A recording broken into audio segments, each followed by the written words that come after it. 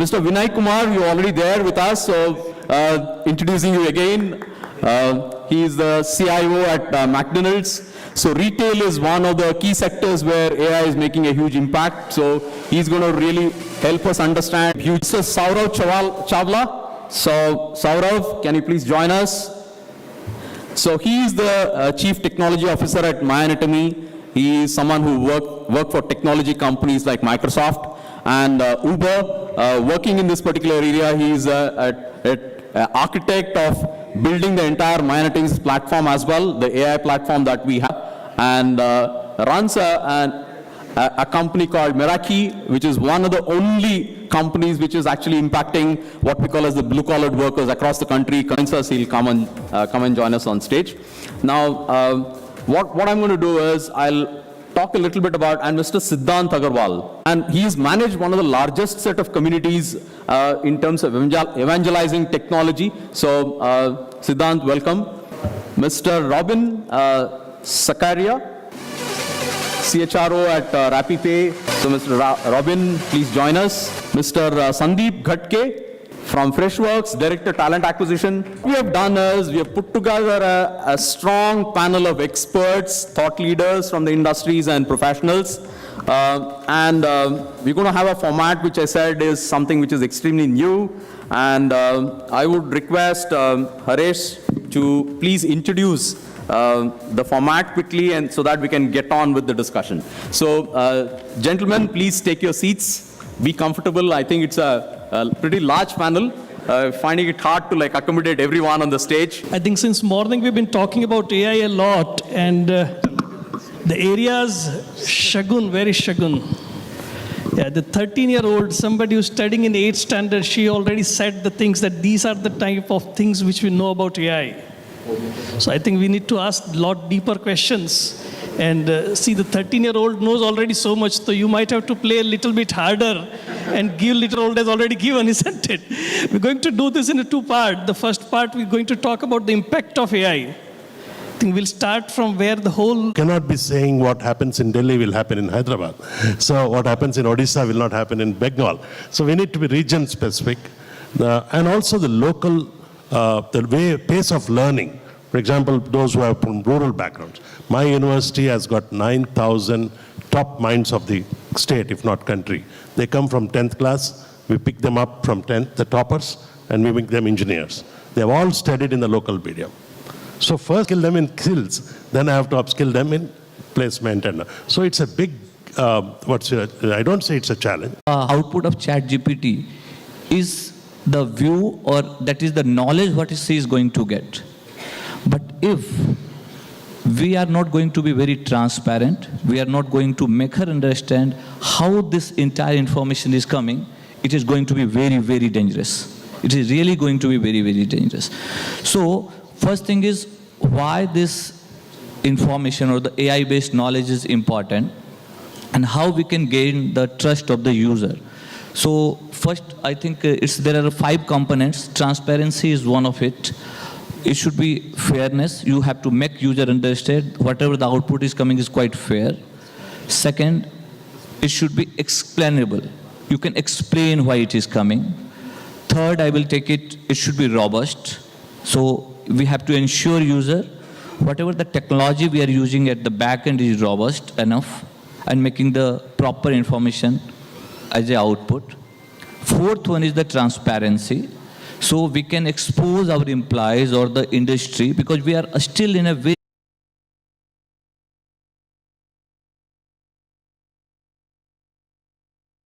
transparent. What kind of data model we are what kind of data set we are training.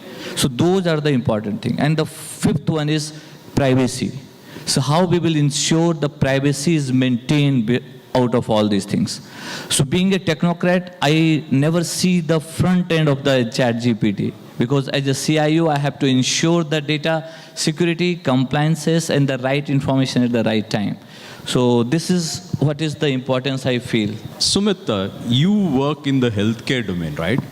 Yeah, so you've been doing a lot of innovation in that area. So can you just talk a little bit about how you establish trust whenever someone is referring to a tool like ChatGPT or whatever it is, can I trust that information 100%? Now there's front end and back end that he talked about, so can you just talk about implications in healthcare?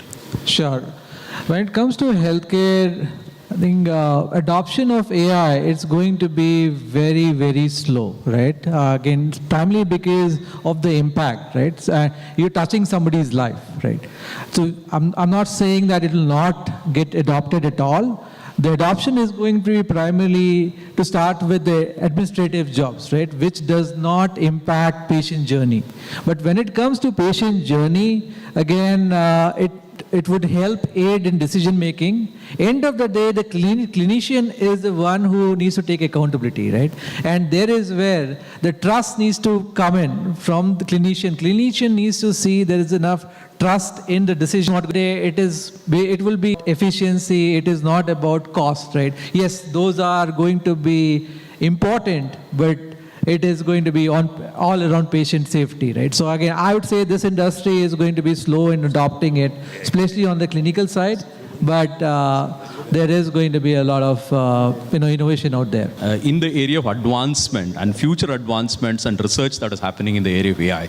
So Saurav, you've been working in this area and you've been building a lot of applications and you're using the technology too. You have a research team as well. So can you just throw some light on technologies which are complementary to AI as well?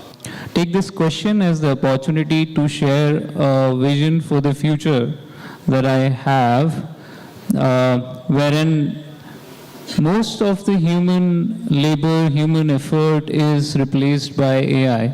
So it's working.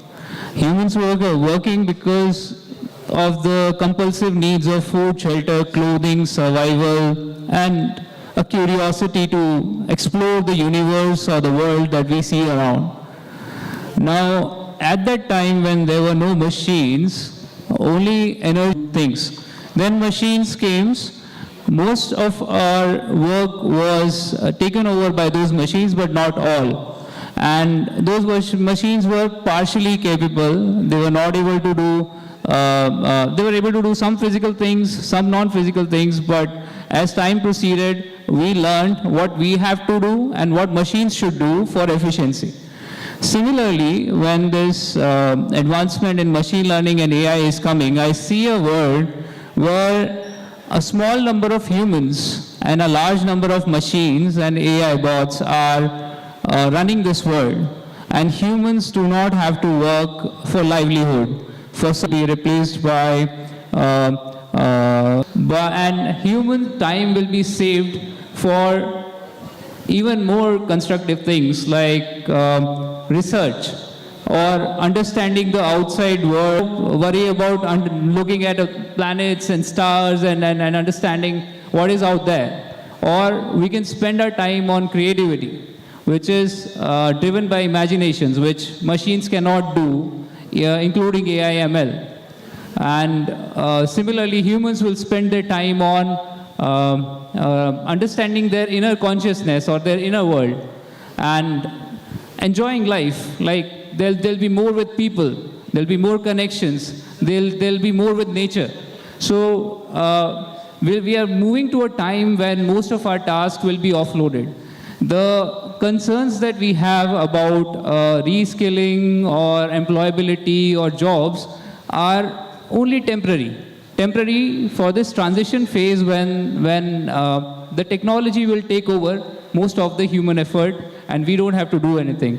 In terms of the research direction, to support this, we are moving into, in the immediate sense, autonomous driving is coming, human avatars are coming. We transitioned from chatbots to now voice interfaces are coming, and most of the human interactions is in voice. Those voice interactions or voice interfaces are just outside. Will be able to talk to humans like humans do. Today they're not able to emote well. They have limited understanding of the natural language and limited emotional intelligence, as everybody pointed out. But the research is paced in such a way that those milestones will be achieved in a few years, and we'll see a world where most humans do not need to work a lot. My next question is to Dr. Nikhil Agarwal. You are widely traveled and you have actually been a part of so many symposiums across the world. How can AI be regulated to ensure ethical use across applications? The ethical AI is certainly a big issue. There is already an effort going on, including the government of India. There is a committee which has been formed to, in fact, other day, the Honorable Minister Rajiv Chandrasekhar made a statement. There is a task force which has been constituted to understand the responsibility of the AI. So more than the ethical AI, I would use the term responsible AI.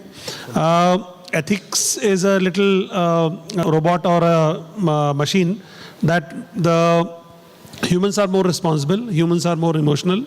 So my first comment about the emotional connect of artificial intelligence or emotional aspect of the any kind of machine which is there, which is important. There is a institute, in fact, now has been funded by effort been done at the EU level about the responsible use of AI. So there is already quite an effort which is going on across the world that how the AI, first of all, one of the challenge I'm sure a lot of you must have seen, the AI gives non-verified data. In fact, that problem has been partially resolved in the new version of Gemini, which is Google AI, which is also called the Bard. So in Bard, that is partially Merlin. Then Facebook has another model called Lalama.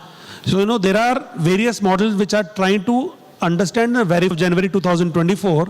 And after a while, you ask the AI that what happened in this event in 2024, what Shrikant Sinha or Nikhil Agarwal, to give a verified information. So still the dependency is on the online data. The verification is a challenge. So that's the reason I said when the AI cannot go without regulation, humans are bound by the regulation, why not AI? How can countries collaborate to establish constituent international standards for AI regulation? Cooperation would mean not just competition, collaboration too.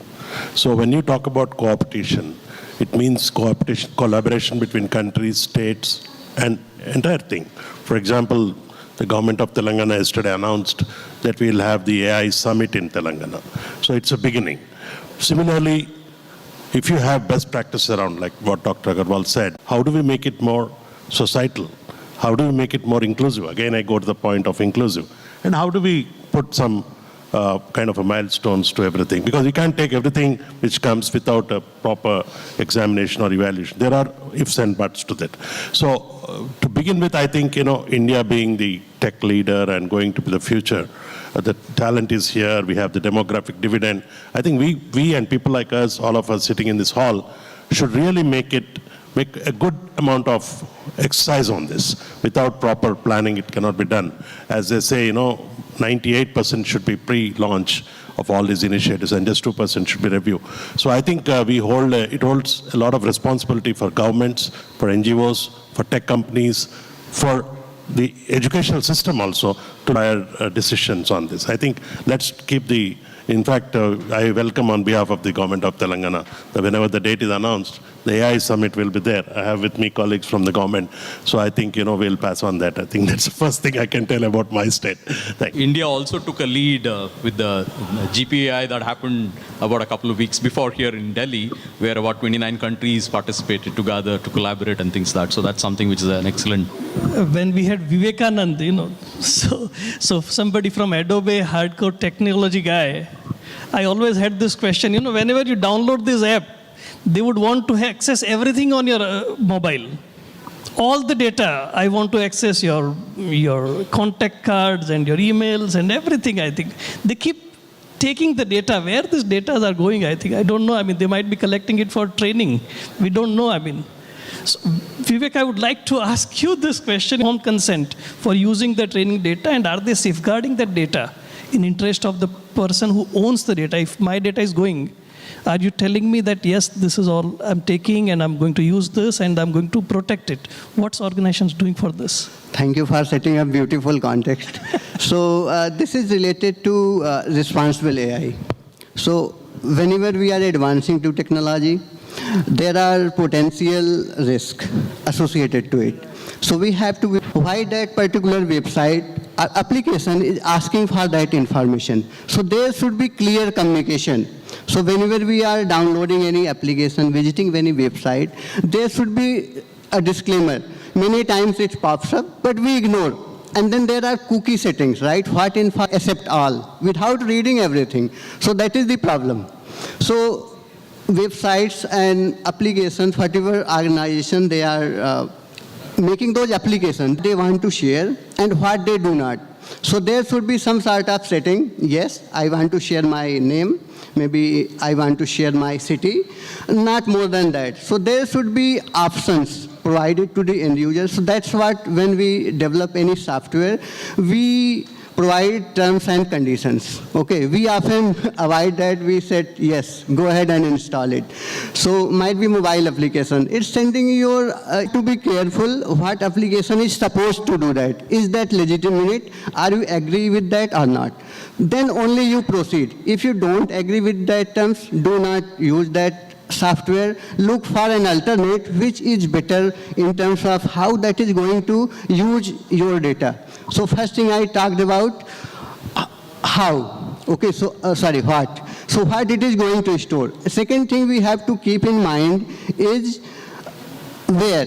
So where it will store, if it is secure or not. So what data center it is using, it is security encrypted. Website, entire data, even you can say data centers are getting hacked. So we have to be careful if organization is giving me guarantee that it will be saved in safe store or not. And third thing, when it will be used, okay, and it will not be shared by anyone. So these are the three things which we need to be careful while visiting any website, installing application. So let's be careful about these things. And let me add some more context, okay?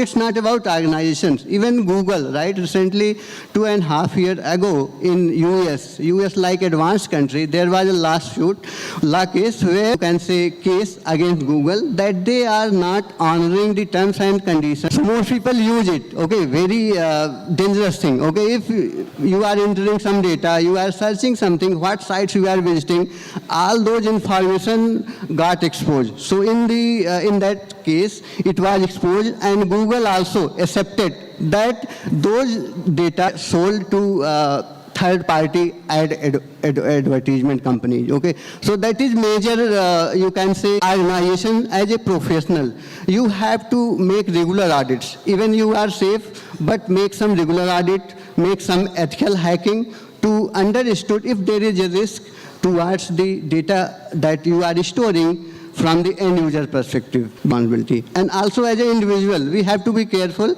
how we are accepting those terms and conditions, without reading we are proceeding. We have to be very, very careful. So looks like it's coming on to us only that we have to be a little bit careful. Companies like Google also have to be careful if such big companies also can fall prey of this kind of hackers. Mr. Patel. Yes, sir. I would like to meet its creator, David. And I asked, if Sophie and Sir Alan Turing were having a conversation, what would be about? And I thought that was the best definition that I heard of AI, which was endless possibilities. Endless possibilities. Wow, look at that. So possibilities are getting created, and I think earlier the word with kind of challenge which I had in my mind, but when I walk out, I will walk out with opportunity. I think this is the kind of positivity is getting created. But we need to take care of lot of things, lot of innovations needs to happen, but this is the area which I want to focus. So what breakthroughs are required in areas specifically for privacy preserving technique? The things like federated learning which we have heard. What kind of learnings, what kind of new breakthroughs which is required specifically in this area? Anybody would like to answer? And Shrikant sir, if you can also answer the privacy preserving techniques. Thank you, first of all, inviting me for such a galaxy of experts. Being time they graduate, 40% of the jobs will be non-existent, right? So we have to know that. Of course, our friend from Google, etc., from Adobe said that, there are times when you are told what is happening with your data. But I want a show of hands over here in the hall. right? To see how many of you have actually, are you a lawyer by profession? Yes, you are. There you go. Well, so that's what I'm saying. And if I ask a question, right, how many of us have given our Gmail passwords to a friend or a family member? Can I see a show of hands, please? We're not showing this. Be true to yourself. Right. So that's what I'm saying. Privacy is something that we are not very, very careful about. Right? A couple of years ago, there was this startup. I was part of the NASCO and also startups, etc. So they would find out what is there in your notes, and automatically you would get a message from the Nike store over there. So what was happening in the background was this was being analyzed, right? And it was not a real auction, but an AI-based auction through the various stores over there, where actually you were a product and you were being sold to those stores, and whoever was giving the best return and scheme, you were guided to that store saying that, look, this is how you reach that, and automatically a Google map would open up, right? And this was about 4 or 5 years ago. Today, if you look at it, it's important for us to see what's happening. About 6 months ago, 1-point password generator, more similar to ChatGPT, my God. That was a thunderous thing, but anyway. So what had happened, of course, you'd be surprised to hear that out of this 1.5 million records, in less than a minute, in 10 minutes, 61% were hacked. And so on and so forth. 80% were hacked in a day. And I'm not talking about the favorite password of all of us, password 1234, right? I'm not talking about that. I'm talking about proper passwords. And that has moved to the blockchain, right? You have to have simply the compute power that is required today is huge, which can easily be implemented, right? As a relief, the compute power available today is 10 times of what it is. But if I apply the Moore's law, which used to be technology changes, in 18 months, it's much shorter cycle now. So probably, in less than a decade, we could reach there. But today, what is important is that as of now, we need different thought processes. We need responsible AI, as my co-panelist Nikhilji also said. And that is where the thing is. So we IR 4.0, 5.0, it's a host of technologies which will have to work together. It will not be only AI and machine learning. By the way, I also have an objection to the word learning, because as per me, pets and machines get trained, right? It's human who learn. I have a question for Mr. Neeraj Arora. So, sir, you represent ASSOCHAM, which is a chamber of commerce for the industry, and you work with government influencing policy and regulation and aspects like that. So what collaborative measures can establish worldwide ethical standards to ensure accountability and ethical breaches, right? So how is it that you are working with the government, and what is happening, if there is something that you could share, which is for the public domain, right? And I'm very sure a lot of these things are confidential, I understand, but if there is something that we can hear, which can be shared in the public domain, please. Yes. Thank you so much. So first of all, I think we should start with the definition of AI. So you were just asking, what is your understanding with AI? So AI is basically not the artificial intelligence, but the intelligence which is artificial. So I would say that AI is basically the simulation of human intelligence by the machines. So we cannot think of any technology, whether it is good or bad, without the human intervention. So human will also be there, human intervention will also be there, human intelligence will also be there. So the only point is that, the development, designing, deployment, use of this technology must be in a safe, comes with a potential risk. So the same is with AI also. And we have seen it in the past also, that whenever a new technology comes, it comes with the opportunities and the risks. I think, if we take care of 4 or 5 aspects, 4 or 5 factors, I think it will be beneficial for the Indian economy. the betterment of human. The government, because we are industry association and we have specific councils, we have specific, team committee on this subject also. And various leading IT companies, organizations working in AI are associated with us. And government is definitely making policies time to time and improving these policies with the inputs from, the industries. So many meetings have been done and, many regulations have been formed, and government is now fine-tuning these regulations by the input of various, such companies. So I think government is now working on 4 or 5 aspects, which is data privacy, first of all, because government is making policy so that this data can be prevented, this theft, can be stopped, and this data can be utilized for the betterment, for the, so government is making a lot of work on skilling, upskilling and reskilling, because that is very much required. We all should know that, the people, those who are working, the companies, those who are working in this field, they should design, develop, deploy and use, this entire system working on this. So our Ministry of Skill, NSDC, they are also working on this. They have specifically designed courses on AI now. We have just listened to AICT chairman also. He has also mentioned that now this course has been introduced in our engineering curriculum also. My subject AI, so at that level, and NEP also has this subject AI, Third, I think, the government is working on improving the infrastructure, because, definitely these technologies need lots of infrastructure, the high-speed internet, which is not there, even in the villages now. So, third point is this, and then I think government is working on this, regulations also. So they are working on making, stringent rules, ethical concerns, about using this technology. So these 4 or 5 vectors where government is closely working with the industries. And that's it. Thank you. Yeah. So I think we have actually exceeded the time allotted to us. So we may have to skip the live Q&A, but there is a convenience. So we have a voting of about 23 people who say no, data privacy is more important than whatever. So what? Change data as far as it's for good, but I definitely don't want to compromise on my data. Very good. Okay, so thank you very much, panelists, for contributing to this exhilarating discussion, I would say, about disruption to innovation, covering various aspects that we talked about: impact to education and skilling, impact on AI to employability and jobs, talking about future of AI. We're also talking about regulation a lot, and in terms of data privacy and security. So thank you very much. And since the questions are something which are already put on the Mentimeter. One thing I would like to say that, it's very, very important.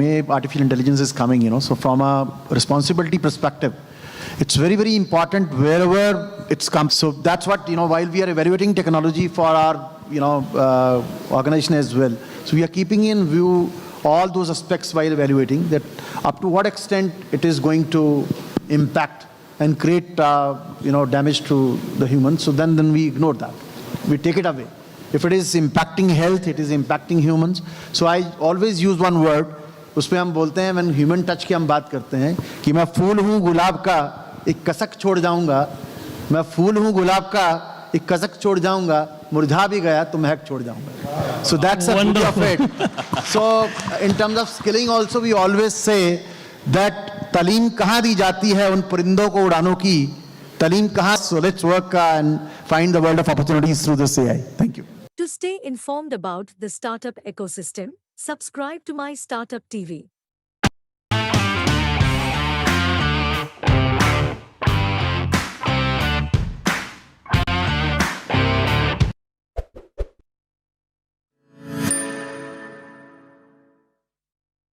We are going to be having a panel discussion now, followed by an open house Q&A, which I will curtail due to paucity of time. And it is the discussion that is right now very pertinent in our country. Just a little fact, we happen to be, I think, the 3rd fastest ecosystem but we are there in the top 3. And that is actually a problem. Do you remember when our newspaper clippings used to come, BCom, only 3,000 rupees salaries? How many of you remember that? And we used to think, yeah, this is life. Like to get into a job was like a big, big issue, And then 2000 happened, and then the dot-com bubble. Then I graduated 2009, never graduate. Do your IT engineering in 2009, you end up doing this for a living, nobody hires you only. So it's been a good up and down for all of us. But today, I really wish if I meet God, I would tell him, please make me 25 again. Because the salaries are damn good, and the opportunities are even bigger. True? And that is the discussion that's going to be happening here today. How can we incubate the next set of companies, the next set of opportunities? The next set, and the panelists on stage are Mr. Dinanath Harpanahalli. He's the founder and CEO at Lifecycle and Anthropic. He's also going to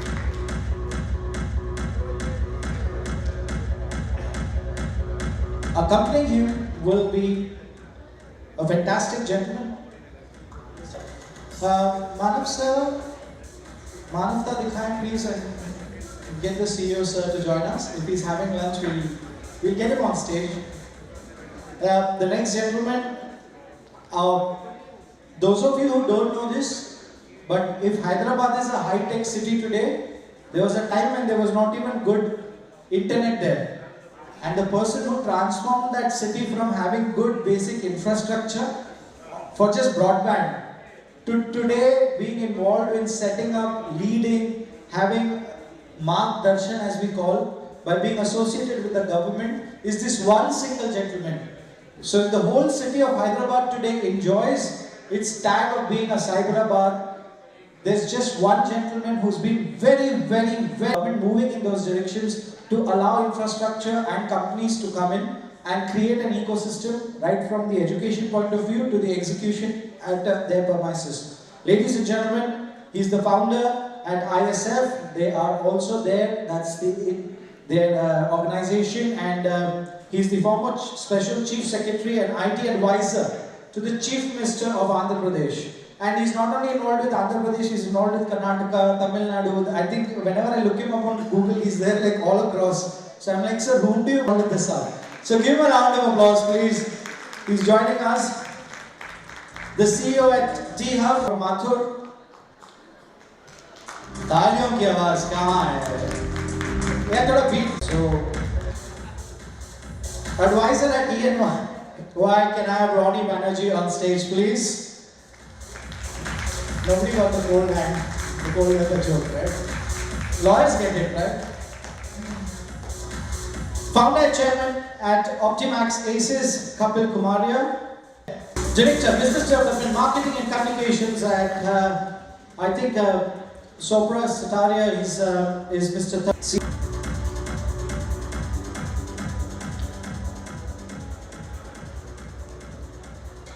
Founding Director, has been involved with us in all the cities. Thank you, sir. Pleasure to have you here. Cyber Security Evangelist Amit Dubey. Sir, please join us. I only see like six people. CEO Startup Center, Mr. Vignesh Mohan.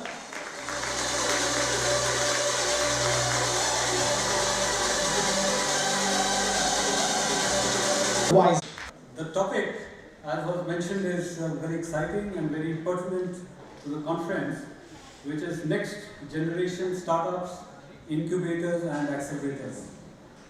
So since Mr. Jay Chaudhary has already been introduced, may I request him to deliver his keynote point of time. We have 45 minutes and we have 11 people on the panel.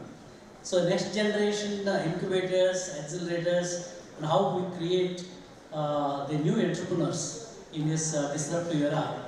So that is the hallmark, I mean, what we need to do, how we can really catch up to that new wave which is happening all over the globe. How India can catch up or even beat those ecosystems in the world, particularly in Silicon Valley and Europe and all that. I think it's a great opportunity for India to catch up, like what we did in the telecom industry, when everybody was still trying to lay the copper wires and all that. We straight away went into the wireless standards that we provide in every nook.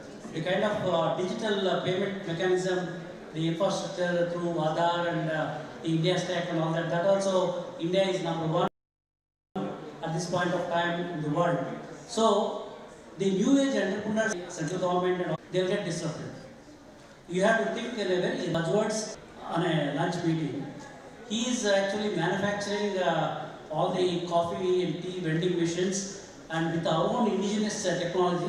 Like whenever I come to Delhi, whenever I ask filter coffee, South Indian filter coffee, none of the hotels are able to match my taste. So I stop taking filter coffee whenever I come to North India. Whereas this gentleman says tea vending machines and all that, and he's going to export these machines, and he's a very young gentleman coming from Gujarat, getting into the man. In this way, what is required is mentoring.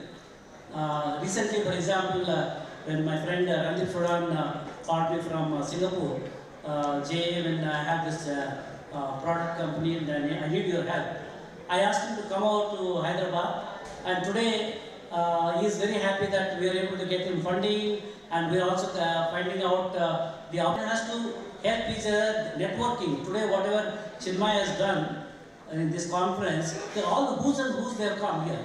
So when you come here, you have to network, find out who are your potential customers, how using them you can connect to the world and all that. See, market access is the key thing. Technology, there are diamond technologies are there. Products is very easy. But how do you get monetized? How do you get new customers? That's where you have to create the entry barriers. So fortunately, India is a very big opportunity today. Consumer is on the rise, and India itself can give enough business for any, whether it's a technology startup or manufacturing startups or pharmaceutical startup or food related startup. There is so much opportunities India itself can provide. When I was studying in IIT Madras, and everybody, all my classmates left for United States, and when I asked them why you are going to pursue those opportunities, that's why all of them went. Today, many of them are coming back because India is the land of opportunities. All the Fortune 1000 companies, they're all coming here. All the startup companies across the globe, they're looking towards India because India is the biggest market. So with this nano keynote, I don't want to extend because time is very short. So probably I'll go with Randeep. Randeep, go ahead. What we're discussing here is incubators and accelerators, aspects of that in terms of funding and growth. Incubators and accelerators in India have come at a stage. I mean, we have from the likes of T-Hub and Mr. Chaudhary also sitting here. It is for the very first time in the history of the evolution of incubators and accelerators from India that we have now diversified from only a government ecosystem to also a very heavy private ecosystem. Earlier, most of the incubators and accelerators were backed by the government. Now we have private parties coming to play in terms of not only academic institutions but also HNIs and other funds, the larger funds who are opening their early stage incubators, which is actually a very big, it's a very big move for the Indian startup ecosystem. Because incubators and accelerators are something that have traditionally been backed only by the government or academic institutions. But how is the incorporation of the incubators and accelerators that need to be kept in mind, the kind of structuring that needs level, and because we do handle a lot of incubators and accelerators, and we understand that sometimes they tend to ignore this very important aspect, but in the longer run it plays a very important role. So, which are few pointers, whether it's mostly LLP structure or private limited structure, depending on how they want to grow going forward. And just to add to this and to conclude, I'd just like to bring forth this data that compared to the US, there are 23 incubators and accelerators. So we are all in all number 2 globally in terms of the number of incubators, accelerators in India, which I think is a great feat, and it directly fuels to our ecosystem of growth and developing as a country and fueling our innovation as well. Thank you. So friends, I am a cybercrime investigator, and whatever I have learned in my life, I have learned through criminals. And I truly believe criminals are innovators. They always teach us something new whenever we solve a case, and either they teach us a new modus operandi and new process vulnerability. They are innovating, and they are very fast innovating. So I'll just share some of these aspects that how do I see the next generation startups would look like. First of all, we all know before 2009, we never realized the value of our data. When WhatsApp was formed in 2009 and it was acquired in 2013, within 3.5 years, it was valued $19.3 billion. It was first of its kind acquisition. Nobody thought that two youngsters, they will just start a mobile app, which is just enabling people to chat, offering it free, not charging anything, and they'll be valued $19.3 billion. It's such a huge amount. If you compare it with any other conglomerate, second, AI. And not only me, if we all know that the next 5 years will be very crucial for any country around the world. If they'll miss out this opportunity, they'll miss out in every aspect. In India itself, we are predicting close to $1 trillion GDP through AI. So quantum computing. Government of India has recently announced $1 billion for quantum research. We hardly see experts or startups or people innovating here. Criminals have already started innovating. We are already facing some quantum attacks and disrupting RSA-204 encryptions or threats to banking sector. Why not? So these are the three key pillars that I'll see how India is shaping us in future with startups. And I expect lots of startups. And earlier it used to take 30 years, 20 years to become a unicorn. Then we thought we have seen a company becoming unicorn within a year. I think during Pokemon Go, we have seen a company becoming a unicorn in a week. And now I'm predicting very soon we'll have examples where morning company will be founded and by evening you will see it has become a unicorn because of the value that they'll give it to you. So thank you so much. I see startups to innovate in AI, quantum, and probably in metaverse to disrupt this world. Thank you. How will the next generation of incubators and accelerators be different from today? So already, of course, some points have already been on how he sees this particular paradigm to change. Over to you. So first, I think this whole model of his physical incubation, right, I think will change, right? So I think you'll see a lot. I think we've all learned during the pandemic on how to cope with, doing things digitally, right? So I think you'll see a limitation. And today, for example, like Dr. Chaudhary was saying, for example, mentors could be anywhere, right? So I think virtual incubation will start to become more and more critical, one. And like she said, many of them are government supported, academic supported. You will see more private sector incubators coming up. I think the existing challenge for many of the incubators is if the source of entities are set up as Section 8, not for monetization, right? So meaning you may have some figure out how to monetize that. So literally you have some skin in the game, in a manner of speaking. So virtual incubation, different financing and funding models. Third, what we've seen today in India is, as I said, 700 plus incubators, but we haven't seen one model which is becoming more and more, attractive from an outcome perspective, which is around venture studios, right? So we haven't seen too much of that happening in India. The difference is in an incubator, there's a startup already, the IITs and so on, have tons of patents which are created, right? So, for example, IIT Madras, each year 500 plus patents come out from research done by academicians, then PhD students, MTech students, and so on, and many of them just remain on the shelf, right? So you think about a model where you figure out how to monetize those patents because they solve some problems. So identify someone, for example, if it's something to do with life sciences, someone with 15 years experience who wants to become an entrepreneur, right? And there's something which has been built, a patent, which you can potentially commercialize, monetize, etc., right? So that's what venture studios broadly will do. So I think you'll start to see more.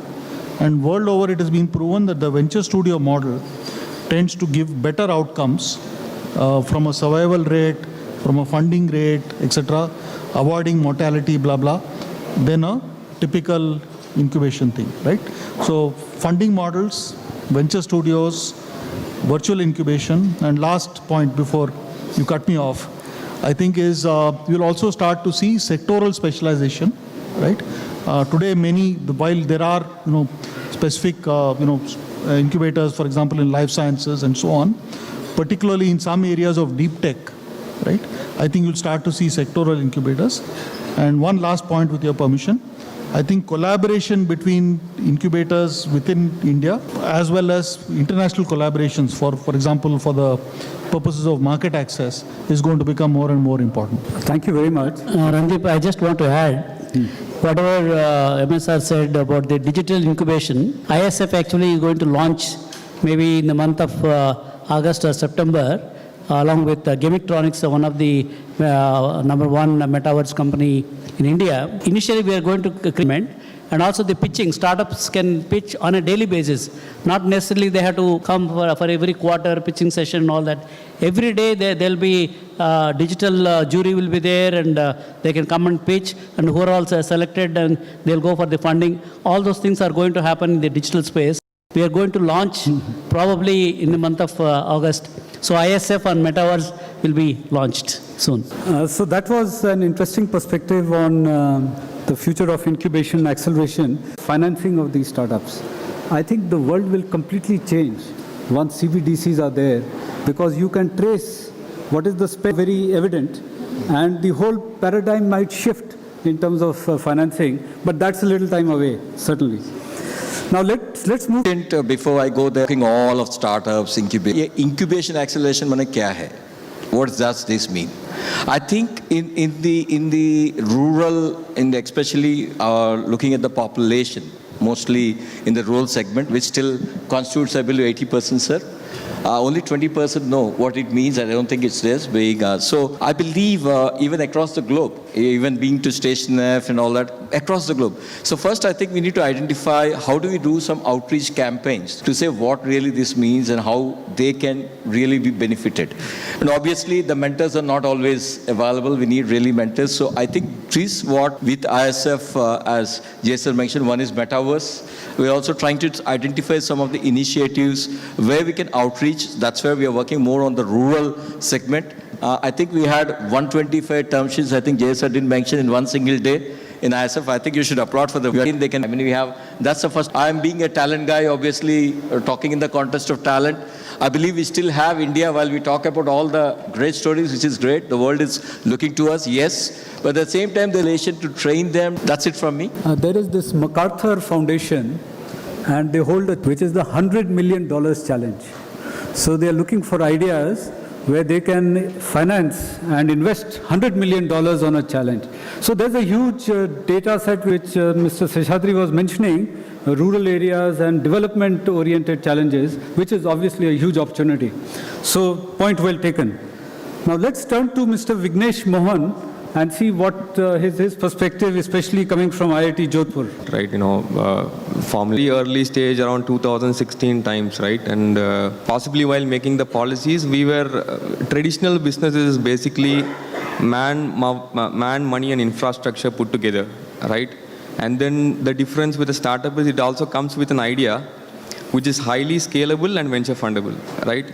So the basic idea of creating yesterday's incubation centers were that a startup government schemes were most oriented towards funding the incubation centers and also helping them to fund their incubated start, right? And also the components of funding included two things. One is a recurring and a non-recurring cost. Recurring basically is the operational expenses and the manpower, salaries and other stuff. Non-recurring will be to create the infrastructure which is required. Individual incubators play to their strengths. Someone creates a lab along with a co-working space. Someone just creates a co-working space and a design studio and so on and so forth. That yesterday's incubation schemes were mostly oriented towards that. And the challenges which we faced where one was that we did not get the right people to join these incubation centers as CEOs, managers, etc., etc. Even though there were salaries provided by the government to the tune of certain lakhs, still there was no incentive alignment for the best of the key people who have made it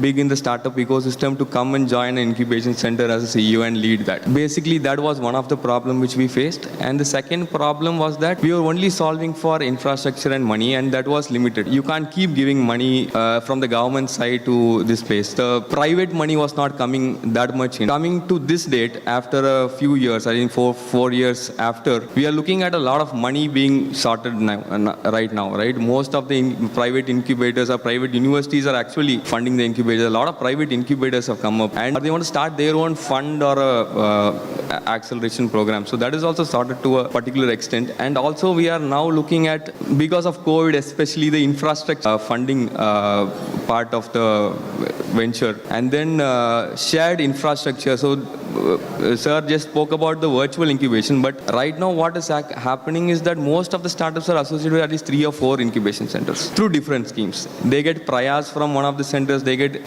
Startup India seed support from one of the centers, they are physically incubated at another center because they have the infrastructure expertise with them. You know, we are seeing this sort of a good collaborative co-incubation happening within a lot of centers.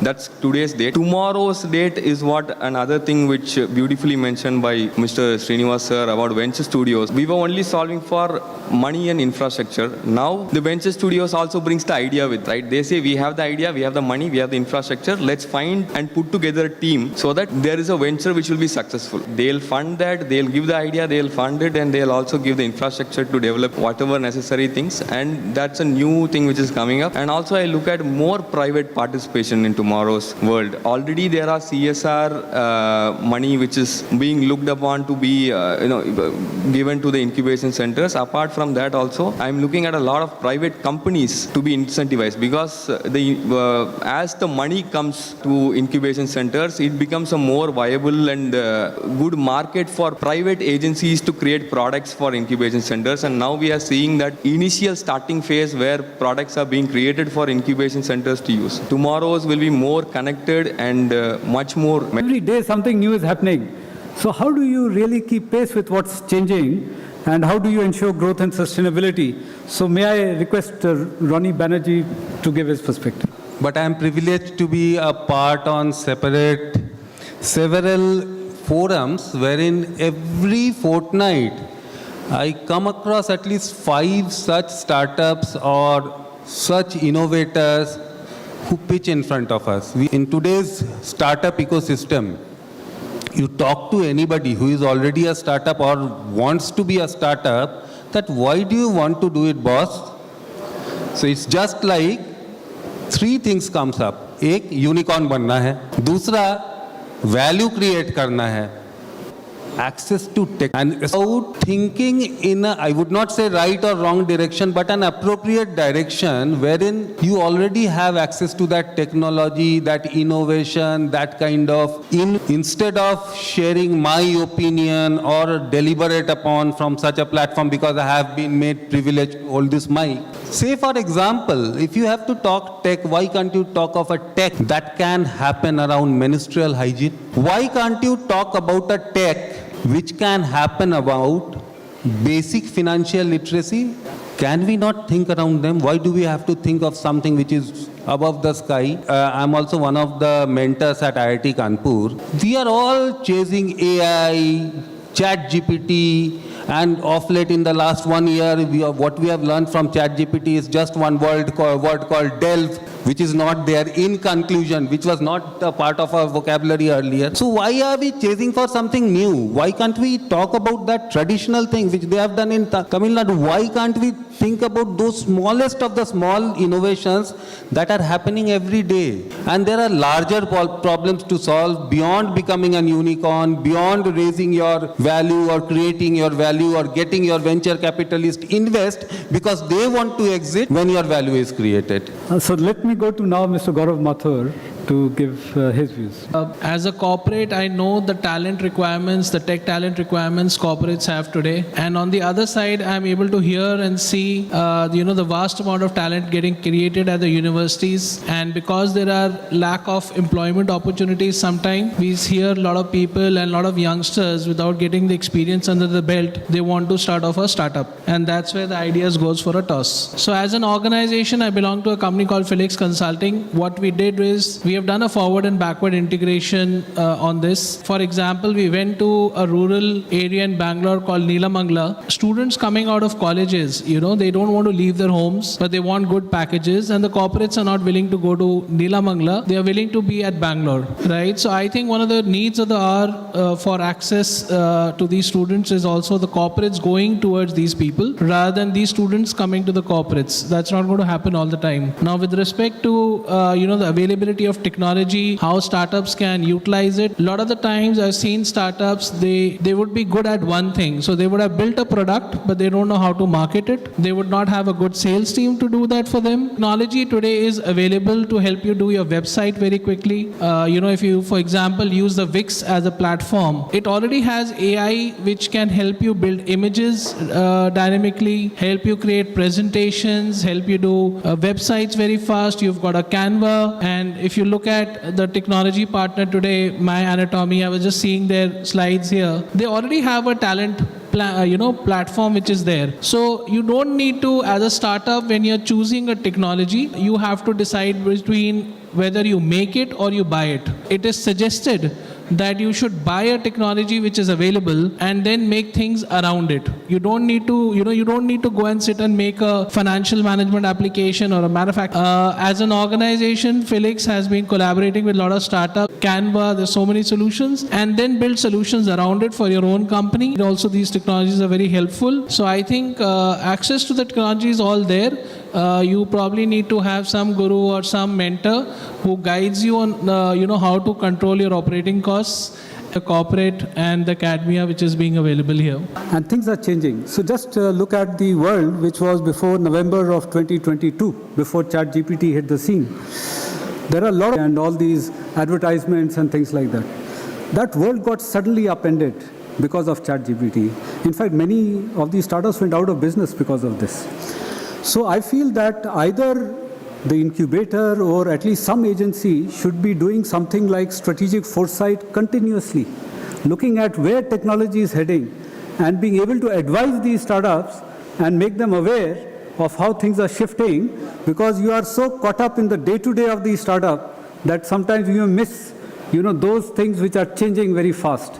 So perhaps there is a role there which is missing at the moment, which needs to be introduced. No, you're perfectly right. So that's why I said, do your research, get a guru, get a mentor, right? Maybe you've not seen the world, and there are a lot of products already out there, right? So use it and research on it before you really jump into it. And having a mentor is very important. A lot of the startups are very passionate entrepreneurs. Which is looking at business development, legal and globalization perspectives for startups. First with Abhilasha Malik, over to you. As a part of this esteemed panel, to clarify, I'm not a lawyer, and no, we are not a law firm. I represent the Mayor of London here in India. We are his office. Over the course of the last year and more, I've had the fortune of working very closely with a lot of incubators, accelerators across the country to really understand that where is this very strong Indian startup story now headed. And we've just heard from everybody that truly today the Indian startup ecosystem is phenomenal and is only exponentially growing. This for the city that I speak of, and that is London. So London today has in the last 1 year, recorded 100 FDI projects, and 29% of them, which is the highest, have come as inward investment from India. So today we are the top investors of Indian startups. So besides the fundamentals, and when I say fundamentals, I mean regulation, I mean policy, I mean, from the right sort of talent to clients to funding to customers. Besides the actual fundamentals, there are the intangibles. And with intangibles here, I refer to the sheer values, the warmth, and the welcome that any Indian company, despite all of that, it is what makes London mind. So you have your idea, you've had your startup, you have everything in place, you've been able to identify your niche, depending there's extremely pivotal ecosystem that awaits you there. And sort of will make you feel as all together. But if you speak of global perspectives, where the Indian startup story is going, I think it's going extremely strong. And I look at even technology, even the startups, the entire ecosystem as one close thing coming together globally. So the Indian story holding very strong, and London coming very closely, and sort of growing together in that space. Now what has happened is that the European market is not accessible, say, if you locate in London. So how do you deal with that? What is your pitch on that for a startup? You know, the good thing is I don't need a pitch. Brexit happened a long time ago, and the London story has stood very, very strong. I mean, we've emerged very resilient, and a simple example is last year alone we had about 31 Indian companies. Nearly about, I think, more than 1,500 odd leading AI companies are headquartered in London. Despite, putting Brexit aside, even funding, London alone has twice the amount of funding. UK has twice the amount of funding as compared to any European city. So London opens doors to not just just about growing into London, but it's also growing in London and then growing from London. So, as a springboard to the rest of the world, which then lies open for you. Fantastic. Thank you. Mr. Sudan, yes. Business doesn't have any border. I mean, they can do the business where, particularly in the internet world. That's the reason why our India Startup Foundation, we transformed that into International Startup Foundation. As she was mentioning, the world is one family, work it. So it is a collaborative effort. True. Yes, but just adding to that, sorry. Yeah. This, I've never looked at trade in all of this time. I've never looked at trade from just one perspective, and it is set to flourish both ways. So not just that, it's one family and this thing, but you find warmth. The minute a startup, the minute a company, the minute headed, what is it that he's seeking? The minute you're able to understand that perspective. So that is the sort of thing I see. So there is just one perspective to what Mr. Chaudhary said. What we are seeing internationally is that cross-border data flows are being restricted.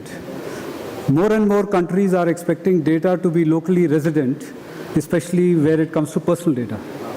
Now, if you look at the European Union, so the data can flow across countries within that block, whereas outside of that block, then it becomes a problem. So what I feel is that as startups in the future, we'll have to increasingly set some of the business models which are available out there. So lawyers like her can make more money out of it. Right, exactly. How it sort of impacts on the startup system and incubators and accelerators. All that has been discussed from an academic institution point of view. Till the time we don't talk about AI, someone doesn't seem to be educated enough. And I'm not. So can someone actually help me understand what is the difference between AI and ethical AI? Since morning, we have been actually hearing this term very common. Ethical AI. And age to have a consensual sex at the age of 18, but we can marry at the age of 21. Very frequently, we talk about the frameworks and the legal safeguards, which any government talks about the Information Technology Act 2000. Nobody talks about the DPDA 2023, Digital Privacy and Data Protection Act. Can the next generation of incubators and accelerators move to the next level without having the strong founding blocks, without having the strong fundamentals? What it will take. Whenever we talk about startup, I strongly believe collaboration. Renowned speakers in her previous session said, culture eats breakfast for the strategy. Eats strategy for the breakfast. What works in the south does not work in the north. Chaudhary and Mr. Srinivas and other panel members across to India. To my startups who are in tier 3 cities. And I'm saying this when I'm actually the vice president of a... Most of my co-panel members said, we need more infusion of funds. I would say community. And all of them are working on the social impact. Assistive technologies for the deaf and mute. Rural empowerment, employment generation. So instead of actually seeking the ROI, that is the return on investment, the next generation should focus on self-empowerment, which I have done on the society, collaboration, cross-domain skilling, cross-domain technologies.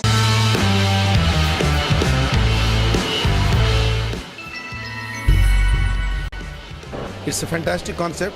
India will be a kind of a source for a lot of global startups to come, look at for funding, mentoring, starting their initiatives in India and create employment for the local. There's a huge opportunity. I thank Jay Chaudhary for initiating this. It's going to go a long way, and India will be positioned as a global startup with our strengths that we are going to offer in future. In addition to that, as you asked India Startup Foundation, what we have done so far, it's only 1 year story. In 1 year, thousands of startups came to our ISF platform, and all of them are becoming successful. Then afterwards, I was talking to Balaji Reddy, why can't we create the Y Combinator plus in India? Because India is a big market today. Where is the market in America? Where is the market in China? Where is the market in other European countries? India is a big market. And all the startups across the pan-India, now they're growing exponentially. So we want to catch this wave when it is rising. And that's where, me and Vamsiram Builders, we are planning to set up ultra-modern Y Combinator plus with the funding, with mentoring, with their more customers should call on them. And that is the kind of thing we are planning to do. And all the elements like Venture Studio will be there, maybe a Shark Tank kind of a facility also we are planning to have. More importantly, most of the startups, they die without having the business. So market, good in Indian market, they will guide them which are those companies, how they can navigate and get new customers. I think customer access is going to be the key companies more than the plus, which will be launching the new. Subscribe to My Startup TV.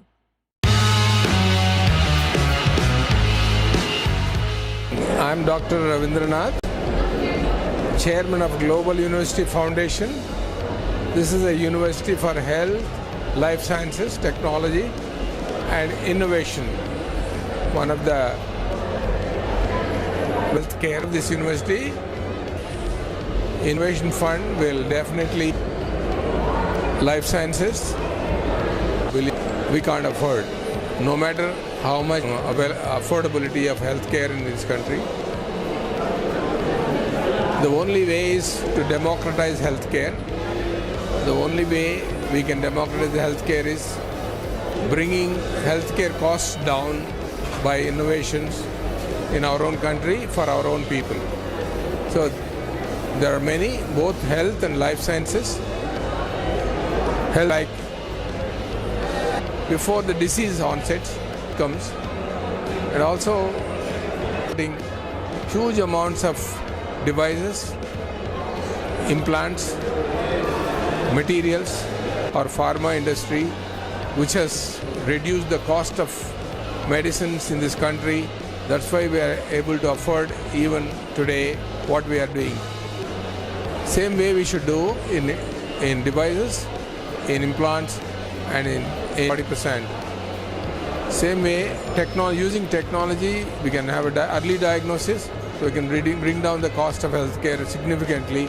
So we don't need to, or actually, if you look at becoming bankrupt, is with the support funding, it's possible in the next decade or so, we can achieve significant progress in affordable healthcare in this country. That's what we need in this country. Democratizing healthcare is the mantra. We have to focus and help the nation. Subscribe to My Startup TV. Lakshmi Kapul. I'm here with Angels Investors. Thanks to Dr. Jay Chaudhary Garu for getting me here. So we got interested nurses and doctors to specialists who are more specialized in caring for the patients when they're unable to be there. It would deliver better care to our patients who are in the ICU or who are in the wards. So that's how AI could connect junior doctors and senior doctors better. If I'm not even in my OPD, AI could connect my patients' breath sounds to me.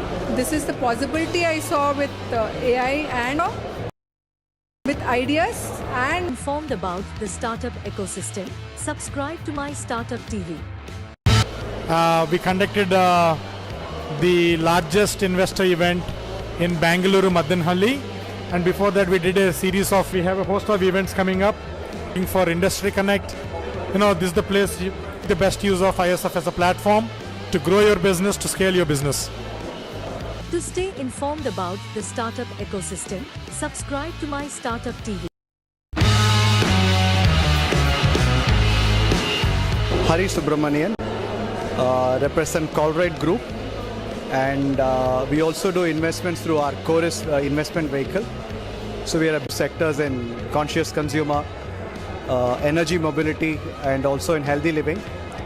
I'm happy to be part of the ISF. So I truly see there's an opportunity where we can take our startup founders and give them market access in Belgium to help the society. The startup ecosystem. Subscribe to MyStartuptv. The India's markets. So we definitely, Nikhil, whatever you are doing in the, it's called Mumbai Gullies. Mumbai Gullies. Very innovative game. It's a, they're looking for this kind of opportunity. When the people are youngsters are playing the game, they see, okay, Vamsiram Builders is building a nice infrastructure within India itself. Then we'll take him to global. He can have a Paris Gully, Sydney Gullies, or California Gullies, or New York Gullies. All that we will, wherever ISF is going, we are going to promote Nikhil. So Nikhil, how do you want? Thank you very much for the kind word. So it's great that we got too much for all the help. Also to help our startup companies. Yeah. Each Mumbai itself, a lot of startups are there. Right. In Mumbai Gully, so you identify who are the startup companies. You give them the visibility through helping the startups. You also help yourself, and that's a great service to the society. And also you make your money. It's a great concept. We are with you. We'll make sure that you become successful in the international arena.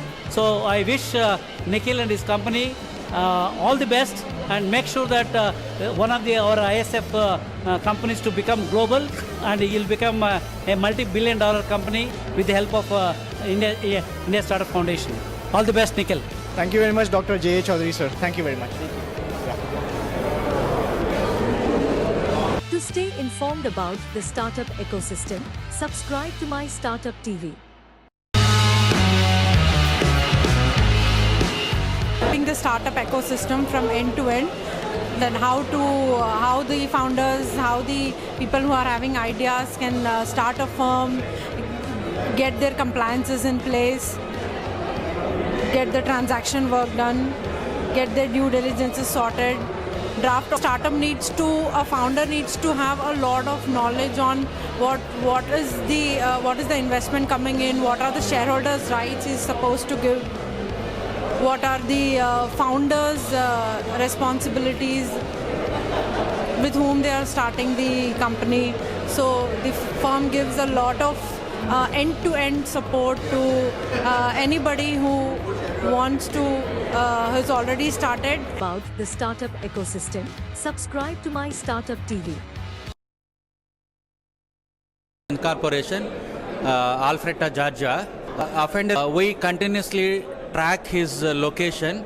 So for that, now we replaced the ankle bracelet with a smartwatch, which is, and his activities continuous. US jail management system. But now some others will observe that he has done some sin or something like that. So whereas if this smartwatch is a regular kind of watch, so where the people will come forward and wear the watch, and then they try to re-enter into the stream of the some AI-related algorithms. Stay informed about the startup ecosystem. Subscribe to MyStartup. Samaro is an all-in-one event tech platform that empowers event organizers to streamline operations, boost attendee engagement, and maximize their ROI and on lakh attendees on our platform. Focus on what really matters, making the attendees happy. We're the fourth startup in the ISF in the first edition, and we're looking forward to being a part of it again in the next. We do where we give market access, mentoring, manpower, motivation, methodology, mindset, like that, many things. So if you want only money, go to any investment, other angel investment companies, other VC companies, family offices, private equity companies and all, where it will be like a wildcard entry for you. So because we endorsed you, and we already invested, we took the risk like that. So we do connect you with our product market. Subscribe to MyStartuptv. Subscribe to MyStartuptv. CEO for I run a report for our Indian Startup Foundation, which is now, I think, truly international startup foundation, led by my mentor, Sri J. Chaudhary, and also, of course, a group of teams, and that very loud and clear that we are not for profit, obviously, but at the same time, we are not an event management company helping stuff for this, and truly honored. Because all experiences, yes, succeed. Honestly, some of them has been also clubbed to ISF, trying to bring in some data funds to ISF Angels, trying to do our bit to bring in. It's not only funding. I think majority still needs in India. How do we create jobs? How the company should come here? And more importantly, the unsung heroes all in a room. This is what I said. That is the uniqueness of this particular movement. I don't say this as a platform, it's a movement that's happening. And I'm wholly aboard at Satyasai University, Satyasai we are trying to do. To stay informed about the startup ecosystem, subscribe to MyStartup TV.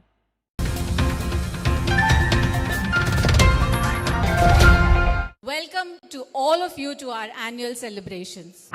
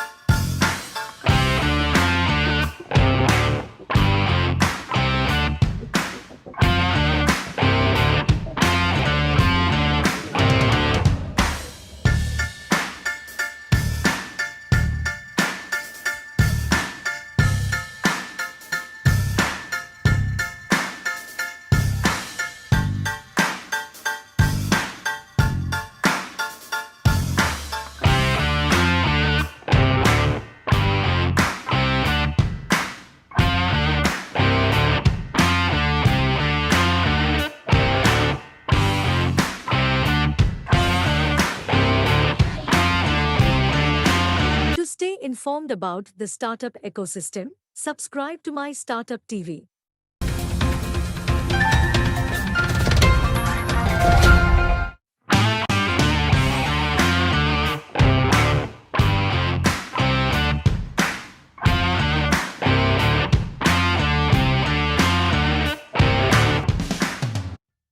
So we start, a lot of VCs are there, lot of PEs are there. Companies have to succeed unless there is a proper mentorship.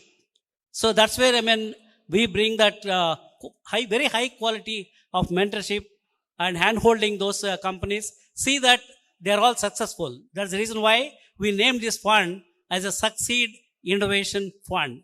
All the companies where we are investing, where we are successful already, many limited partners, all our investors who have a lot of faith in us that we are going to not only give their money back, but many multiple, the path is on the way.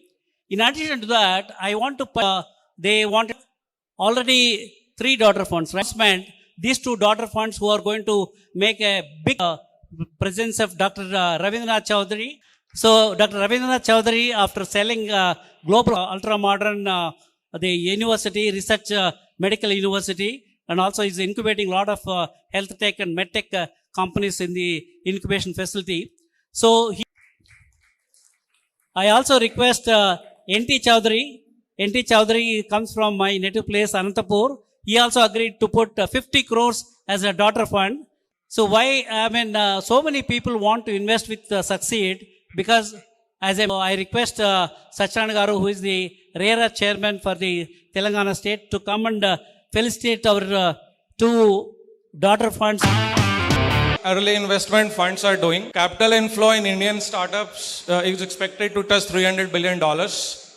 By 2020, there are startups and the innovation in the tech side. We have sector focus of 6 sectors, and we have added another 300 crores. We are, if you see the companies, so all your wishes, all your money, so the curators who help us in evaluate the deal and mentoring, we have done well, and we are still 3. We are only, these are data which has been done on. Just to give a Aish, myself and Vikrant. Just to give a Aish, myself and Vikrant. This is the team who works with us every day, 24/7, and all of them are here. Please support them. We with the which is the growth fund. So when all the structure is set, we are carrying all these are flipping structures, and obviously it would be a very focused fund, and we won't be picking and obviously expanding the base level. Once we give us a flexibility to pick up companies or not. So if you have friends who are in those markets who would like to support, we'll welcome all of those introductions. Obviously, a lot of these would also have an investor base in the US and UK. I'm sure a large part of this would also be through an institutional play, large family offices. So family offices of Dubai, family offices of Singapore, large institutional players of the US. We look forward to working with them. There are a few conversations already going for anchor investors to join, but till the time we lock it in, also have a play with corporates. So some companies which would like to have their venture arrangements in India, we would be open to work with them. So if you are working with large corporate venture firms, CVCs, and if they are working to partner with us, we would have a formal approach to share with you. An EdTech strategic fund looking to partner with us in India, what would they do? They would have a global access to us. They will find a much, growth-oriented track record of companies. When we have invested in them for 20s which are doing good, 10 to 15 million, 30 million kind of investment would make sense, right? So at early stage, obviously the ROI is better. And at a late stage, the success ratios are the first fund. They would generally be, shooting in the dark. Here, we would all be investing into companies that we have seen growing and are performing well. So out of 100 odd companies in our innovation fund, we'll pick and choose those 20, 25 companies which need a large capital. So that is the vision. Few of our portfolio startups. So we'll just have a few minutes chat with them, not too long, 6-8 minutes. This is Yugen, industry. My name is Gaurav. I'm the co-founder and CEO at EdMingle. So EdMingle has built this 360-degree platform used by EdTech businesses to launch their own platforms like Upgrad and Unacademy. So we are in short, we are Shopify for EdTech businesses.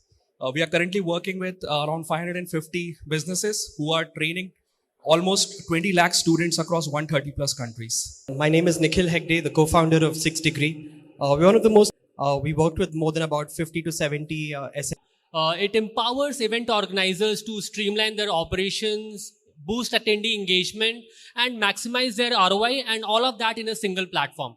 Samaro. Unlike all of these guys, we are a medical device company. So what we do is we do scarless image-guided surgeries. Generally, whenever you think about surgery, there'll be a cut open or they make some holes and do a keyhole surgery. But we realize the same thing and much better outcomes without any scar in the body. And we are starting off to work in women's health, but it's a platform, it can be extended to other platforms as well, other clinical conditions, portfolio companies. So we were funded in September this year. My name is Nikhil Malkar. Our company's name is Gameon Studios. We are based in the city of Mumbai, and currently we are developing. You can explore the entire city of Mumbai. You can hop onto a rickshaw, taxi, eat a pani puri, vada pav, or pav bhaji. And our hope is to eventually going on in various different parts of what Amazon, Flipkart, Myntra, etc. While it is very convenient to buy products from all of these channels, it is very tough for brands to basically manage like where the sales is even coming from, where are they spending on ads, what are the logistic platforms they are using.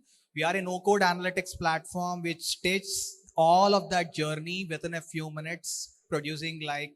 So we currently work with Zomato as well. So you would have probably seen the AR feature on Zomato. So that is something that is built by us. Apart from that, we built a complete end-to-end ERP solution for restaurants. So today we work with about 1,000 plus restaurants, pan-India, and then they are expanding internationally as well and increase their profits. In the last dinner to our curator, however, some of them weren't here. So we would like to give it on to them today.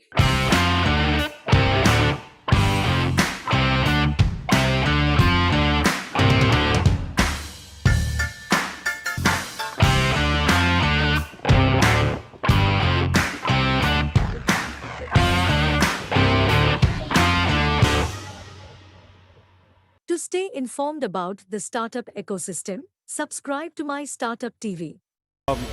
We are great to have all the hosts coming and joining us. We were trying to get the ecosystem of people, our investors, startups, ecosystem, ISF community, and everybody who's supporting the innovation ecosystem here. And we are glad to see and we support them in the growth journey by doing successive rounds of all of that. Our companies are doing well. Over more investors to look forward to working additional. Subscribe to MyStartuptv. My name is Vinay Kohli. I'm the center head for an AI company. First time I've been to From Hyderabad and reared them together. And cheers to succeed. It's been a wonderful ride. To stay informed about the startup ecosystem, subscribe to MyStartup TV. It's been very sector agnostic. So I've got about 30 companies that I've invested in startups.